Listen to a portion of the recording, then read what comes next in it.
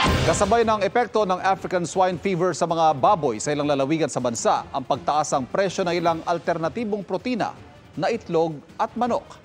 Nakatutok si Bernadette Reyes.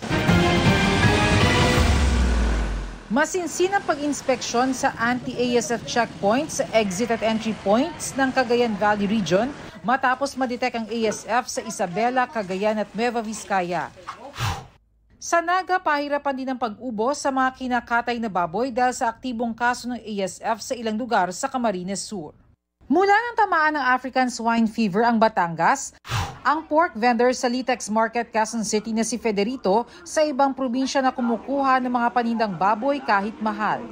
Sa kukuha kang may sakit, mamaya apektado pa tayo dito, apektado na nga sa tumal Dahil matumal, binabana ni Federito at ibang retailer ang presyo ng baboy. Sa monitoring ng Department of Agriculture, bumaba na ang presyo ng baboy. Noong pumasok ang buwan, nasa 340 pesos ang kada kilo ng liempo. Pero ngayon, nasa 305 pesos na lang. Bumaba na rin ng 10 piso ang kada kilo ng kasim. Pero si Belinda, iwas muna sa baboy. No choice but chicken or beef. Kasi nga, yung health ng family mo at stake sa pork. So iwas muna. Kung nagmura ang baboy, ang manok at itlog, tumaas ang presyo. Sa pwestong ito sa Marikina Public Market, hanggang 250 pesos ang presyo ng manok. Tumaas po talaga kumpara po nung nakaraang buwan. 220 po sa buo, 240 po ang choice cut namin, hanggang 250 po.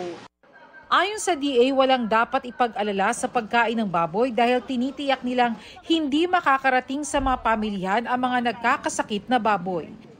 Yung galing sa north, hindi pupunta sa south. Yung south, hindi pupunta ng north. Mahigpit ng NMIS, kapag tumaan ka doon, meron kang tatak ng NMIS at sigurado ang ating mga consumer na ito'y malinis at walang sakit itong mga karne ito. Ayon sa DA, mula 2019, umabot na sa 50% ng populasyon ng baboy ang nalimas dahil sa ASF. Pero pinopondohan ng repopulation kung saan namamahagi ang pamahalaan ng mga inahing baboy.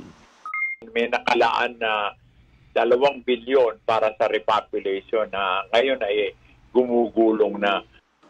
Para sa GMA Integrated News, Bernadette Reyes, nakatutok 24 oras. Mga kapuso, patuloy na tumutok sa mga balita. Mag-subscribe sa GMA Integrated News sa YouTube.